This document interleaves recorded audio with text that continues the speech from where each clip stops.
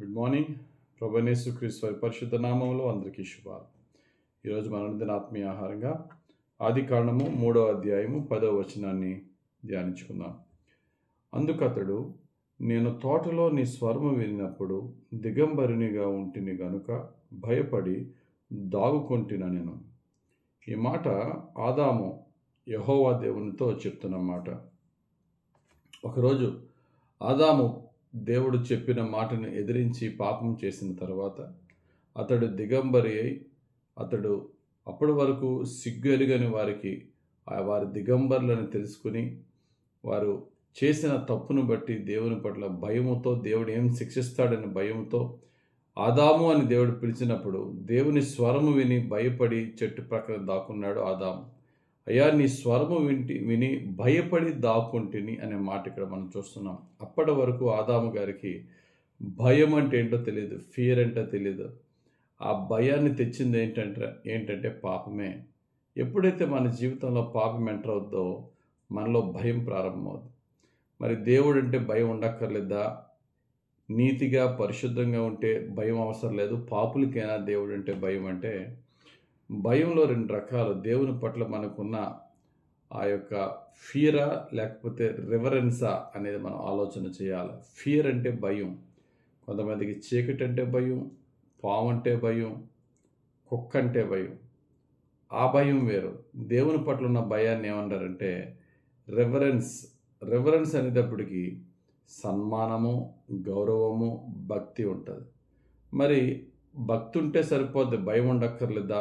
భయం ఉంటే సరిపోద్ది, భక్తి ఉండక్కర్లేదా అనేది మనం చూస్తే దేవుని పట్ల మనకి భయం ఉండాలా, భక్తి ఉండాలా? భక్తులు ఉండాలి.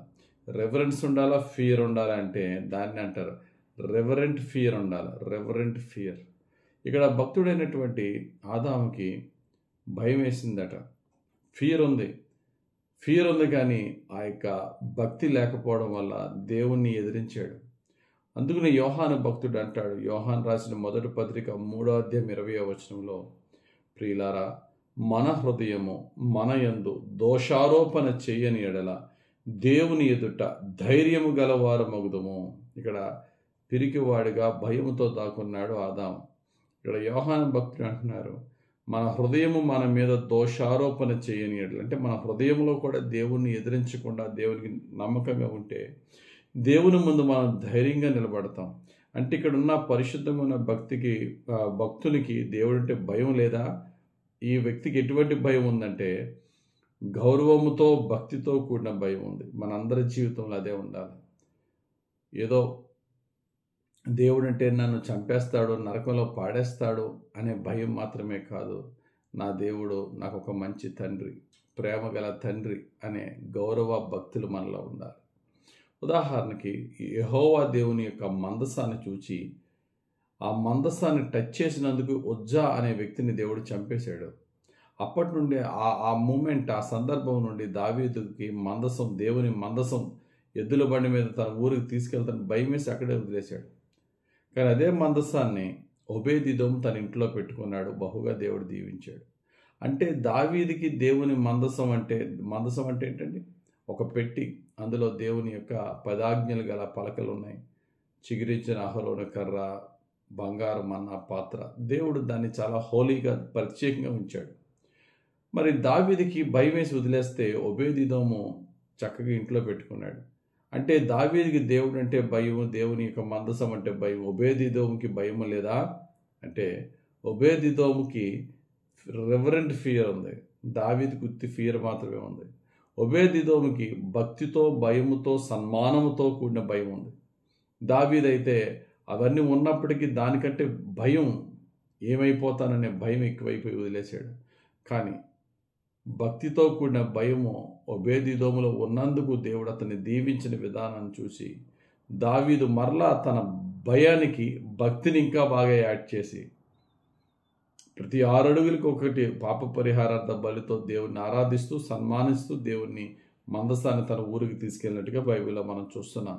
కాబట్టి ఈరోజు మనకి దేవుడిస్తున్న మాట ఏంటంటే దేవుడు కొడతాడు, తిడతాడు, లేక నరకంలో పాడేస్తాడు, రకరకాల అపాయాలకు గురి చేస్తాడు. ఆయన మాట వినకపోతేనే భయం ఉండడం మంచిదే, కానీ దానికి మించి భక్తి, ప్రేమ, సన్మానము, గౌరవము దేవుని పట్ల ఉంటే ఆటోమేటిక్గా దేవుని పట్ల మనకున్న ప్రేమ దేవునికి విరోధకరమైన పనులు మనతో చేయనివ్వదు. భయం ఉంచుకుంటూనే భయం కంటే ఎక్కువగా భక్తితో దేవుణ్ణి ఆరాధిద్దాం. అప్పుడు రెవరెంట్ ఫియర్, సంపూర్ణమైన భయభక్తులు మన జీవితంలో వస్తాయి. బైబిల్ చెప్తుంది, అట్టి భయభక్తులు ఉంటే తెలివికి, జ్ఞానానికి, దీర్ఘాయుష్కి, సమస్తమైన ఐశ్వర్యానికి మూలమట. అటువంటి రెవరెంట్ ఫియర్, భయముతో కూడిన భక్తితో యేసయ్యను వెంబడిద్దాం. యేసయ్య యొక్క కృపను పొందుకుందాం. దేవుడు తన పరిశుద్ధ వాక్యం మన జీవితం నెరవేర్చునుగాక. ఆమేన్. మహిమగల తండ్రి, మీరు ఇచ్చిన వాక్యం బట్టి స్తోత్రం. అయ్యా, నువ్వు కొడతావనో, నువ్వు శిక్షిస్తావనో, అయ్యా నరకంలో పడేస్తావనో భయం మాత్రమే మాలో ఉండకుండా అటువంటి అధికారం కలిగిన నీకు భయపడుతూ దానికి మించి నిన్ను ప్రేమించే హృదయం మాకు దయచేసి, భయముతో పాపం చేయకుండా ఉంటే కంటే నిన్ను ప్రేమించి నీకు విరోధకరమైన ఏ పాపము చేయకుండా ఉండగలిగే స్థితికి మమ్మల్ని హెచ్చించి, నీ భయముతో కూడిన భక్తిని, నీ పట్ల సన్మానమును, ప్రేమను హెచ్చుగా మాకు దయచేసి మమ్మల్ని ప్రతి పాపము నుండి రక్షించి, నిన్నే ప్రేమించి, నిన్నే సేవించి, నీ చిత్తమునే నెరవేర్చే ప్రేమ మాకు దయచేయమని యేసుక్రీస్తు వారి పరిశుద్ధ నామములో ప్రార్థించి వేడుకొంచున్నాం తండ్రి. ఆమేన్. తండ్రి యొక్కయు, కుమారుని యొక్కయు, పరిశుద్ధాత్మ దేవుని అభిషేకం హెచ్చుగా నిజమైన దైవ భయభక్తులతో పరిశుద్ధాత్ముడు మనల్ని నడిపించును గాక. ఆమేన్. God bless you. Have a very blessed day.